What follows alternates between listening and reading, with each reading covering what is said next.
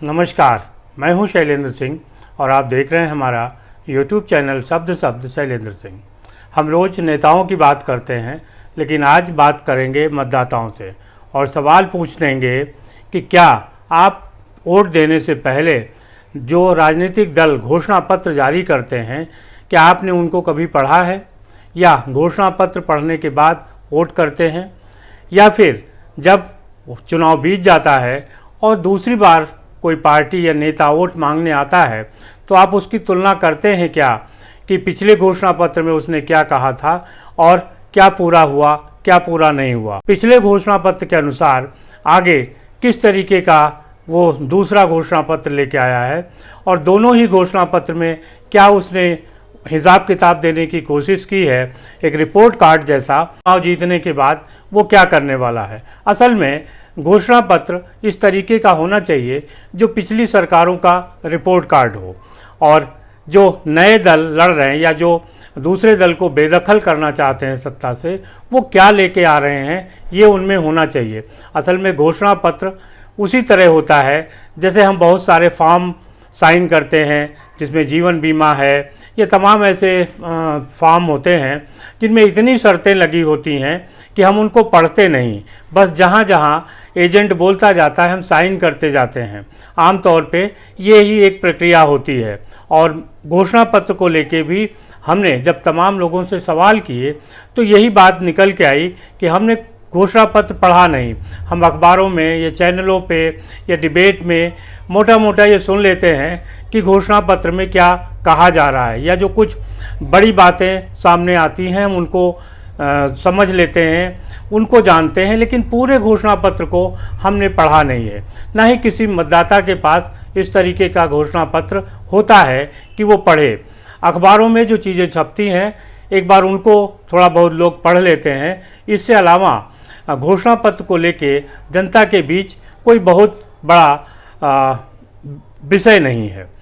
जबकि अब जब चुनाव नज़दीक आ गए हैं, 19 अप्रैल को पहले चरण का चुनाव होगा, लगभग सभी दलों ने अपने अपने घोषणा पत्र जारी कर दिए हैं। सबसे आखिरी में आज भारतीय जनता पार्टी का घोषणा पत्र आया है, और भारतीय जनता पार्टी और कांग्रेस ये दोनों ही एक दूसरे के घोषणा पत्र की आलोचना कर रहे हैं।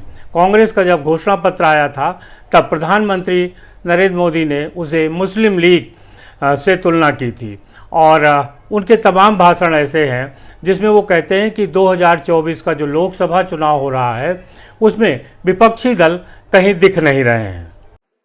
जहां विपक्ष जीत का दावा नहीं कर रहा है, किसी विपक्ष के नेता से आपने सुना कि भाई उनकी सरकार बनेगी? सुना कोई बोलता है? बल्कि विपक्ष सिर्फ इसलिए चुनाव लड़ रहा है ताकि भाजपा की सीटें 370 से कम की जा सके और एनडीए की 400 से कम की जा सके, इसके लिए लड़ाई लड़ रहा है। आज सपा की स्थिति यह है कि यहां हर घंटे उसे अपने उम्मीदवार बदलने पड़ रहे हैं। ये लोग उम्मीदवारों तक का फैसला नहीं पा रहे, और कांग्रेस की स्थिति तो और विचित्र है। कांग्रेस को तो उम्मीदवार ही नहीं मिल रहे।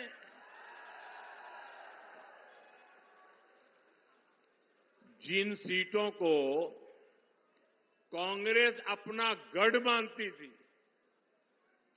वहां भी उसे उम्मीदवार उतारने की हिम्मत नहीं हो रही है।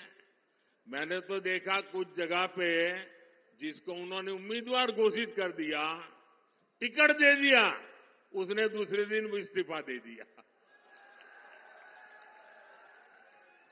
यानी इंडी गठबंधन अस्थिरता और अनिश्चितता का दूसरा नाम बन चुका है।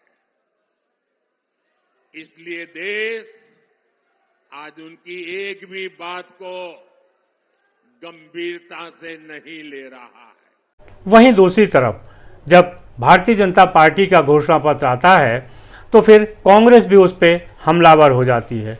उत्तर प्रदेश में कांग्रेस की तरफ से डॉक्टर सीपी राय ने प्रियंका गुप्ता और मनीष श्रीवास्तव के साथ में भारतीय जनता पार्टी घोषणा पत्र का एक तरीके से पोस्टमार्टम किया और उन्होंने कहा कि कांग्रेस का जो घोषणा पत्र है वो न्याय पर आधारित है, जबकि भारतीय जनता पार्टी का जो घोषणा पत्र है उसमें उनके 10 साल के अन्याय का जिक्र है। उन्होंने जो बातें कही थी पिछले घोषणा पत्र में उसका कहीं जिक्र नहीं किया है। नौकरियों पे जो वादे किए थे वो पूरे नहीं हुए हैं। तो इस तरीके से भारतीय जनता पार्टी और कांग्रेस दोनों ही एक दूसरे के घोषणा पत्रों पर अलग अलग तरीके के आरोप लगा रहे हैं और अपने घोषणा पत्र को अच्छा बता रहे हैं और उनका कहना है कि हम जो घोषणा पत्र जारी कर रहे हैं, अगर जनता ने हमें मौका दिया तो हम उस घोषणा पत्र को पूरा करके दिखाएंगे। कांग्रेस की ही प्रवक्ता हैं अंशु अवस्थी, उन्होंने भारतीय जनता पार्टी के घोषणा पत्र की टाइमिंग पर भी सवाल उठाया और कहा कि आखिर इतनी देर में घोषणा पत्र जारी करने की वजह क्या थी। आखिरकार भारतीय जनता पार्टी को अपना मैनिफेस्टो लाना ही पड़ा। चुनाव के जब अभी कुछ दिन बचे हैं, प्रथम चरण के 19 तारीख को चुनाव है और आज 14 तारीख को लाए, इसी से समझा जा सकता है भाजपा का मैनिफेस्टो सिर्फ झूठ का पुलिंदा है और प्रधानमंत्री मोदी का फोटो एल्बम है। उस फोटो एल्बम में अमेरिका और इंग्लैंड के राष्ट्रपति और प्रधानमंत्री की फोटो तो लगाई, लेकिन चीनी राष्ट्रपति की झूला झूलने की फोटो नहीं लगा पाए, जिस चाइना ने 2000 वर्ग किलोमीटर जमीन भारत की कब्जा कर ली। भारतीय जनता पार्टी के मैनिफेस्टो की शुरुआत ही 80 करोड़ लोग इस देश में गरीब और उनको राशन देने से हुई है। इसी से समझा जा सकता है कि पिछले 10 साल में भारतीय जनता पार्टी ने देश को कहां पहुंचा दिया। 2014 में बड़े बड़े वादे किए थे युवाओं से, 2 करोड़ रोजगार प्रतिवर्ष के, किसानों को एमएसपी गारंटी का कानून, कर्ज माफी, किसानों की आय दुगनी, महिला सुरक्षा के नाम पर तमाम वादे, देश को अर्थव्यवस्था को आगे ले जाने का, लेकिन वो सब जुमला साबित हुआ। इसीलिए इस बार के मैनिफेस्टो में युवाओं के रोजगार की बात तक प्रधानमंत्री और मैनिफेस्टो में नहीं कर पाए। किसानों की एमएसपी को लेकर कुछ भी नहीं है, सिर्फ झूठा प्रचार हवा हवाई किया गया है। 100 स्मार्ट सिटी बनाने की बात थी, कुछ भी नहीं मैनिफेस्टो में है। इस देश को कैसे आगे ले जाना है, बीजेपी के पास कोई ब्लूप्रिंट नहीं है। दुर्भाग्य है कि आज मोदी का और भाजपा का अस्तित्व खतरे में है, इसीलिए अमेरिका और प्रधानमंत्री के राष्ट्रपति और प्रधानमंत्री के फोटो का सहारा लेना पड़ रहा है। देश की जनता जान चुकी है कि बीजेपी का जो असली मैनिफेस्टो है वो उद्योगपतियों के ऑफिस में है। ये सिर्फ दिखावा है, जैसे 2014 और 2019 का मैनिफेस्टो झूठ का पुलिंदा साबित हुआ, ये भी उसी तरीके से जुमला साबित होगा। भाजपा की विदाई तय है, भाजपा स्वयं हार मान चुकी है, इसलिए इतना देर में मैनिफेस्टो ला पाए। कांग्रेस पार्टी का जो न्याय पत्र है, जनता उस पर वोट करने जा रही है, जो हमारे 5 न्याय 25 गारंटियां हैं। अब बीजेपी का कोई भी शिगुफा चलने वाला नहीं है। तो ये कांग्रेस और भारतीय जनता पार्टी के जो घोषणा पत्र थे उनकी बात थी, दोनों के आरोप प्रत्यारोपों की बात थी। और अब हम बात करते हैं जो मतदाता सोचता है। असल में घोषणा पत्र एक तरीके का मुखपत्र जैसा है, जो दिखाता है कि कोई दल चुनाव में जाने से पहले किस तरीके के कमिटमेंट करना चाहता है।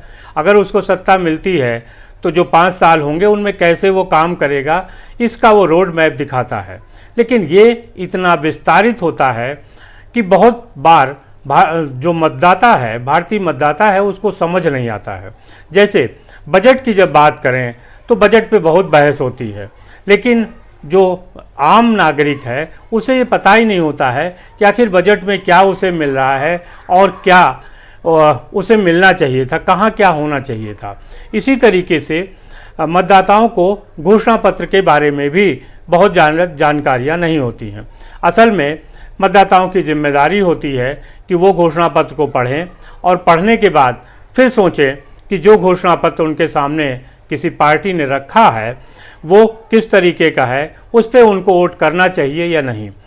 भारतीय मतदाता एक बड़े लोकतंत्र का हिस्सा है और इस बड़े लोकतंत्र को तभी सफल बनाया जा सकता है जब आप वोट भी करें और समझ बूझ के करें। असल में जब आप किसी को वोट कर रहे होते हैं तो आप अपना प्रतिनिधि चुन रहे होते हैं। आप अपना प्रतिनिधि कभी भी ऐसा नहीं चुनना चाहिए कि जिससे आपको पछतावा हो कि आपने अगले 5 साल के लिए किसे अपना प्रतिनिधि चुना है। तो प्रतिनिधि आप उसे ही बनाइए जिस पे आपको भरोसा हो, विश्वास हो। और इसके लिए ज़रूरी है कि आप घोषणा पत्र को पढ़िए, उसका अध्ययन करिए, उसको समझिए। अगर नहीं समझ आ रहा है तो आपस में डिस्कशन करिए और फिर वोट दीजिए। तभी इन घोषणा पत्रों को जारी करने का कोई लाभ मिल सकता है और लोकतंत्र भी इससे मजबूत हो सकता है। अगर आप बिना घोषणा पत्र को पढ़े वोट कर रहे हैं तो फिर इससे कोई लाभ नहीं होगा और ना ही इन घोषणा पत्रों को जारी करने का कोई मतलब रह जाता है। बहुत सारे विज्ञापन में आपने देखा होगा कि कई चीज़ें ऐसी होती हैं जो छोटे छोटे अक्षरों में छिपा के लिखी जाती हैं, लेकिन उनको भी पढ़ना आपकी ज़रूरी है, क्योंकि आपने देखा होगा कि वहाँ स्टार लगा के उसको हाईलाइट किया जाता है कि क्या चीज़ें हैं।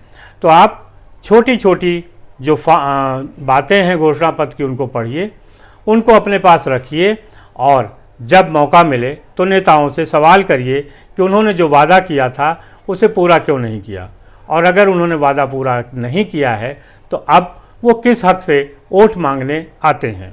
घोषणा पत्रों का मतदाता के लिए बहुत महत्व है, बशर्ते मतदाता उस महत्व को समझे और उसको देख के वोट करे। बहुत शुक्रिया। आपको क्या लगता है ज़रूर बताइएगा। शुक्रिया, धन्यवाद।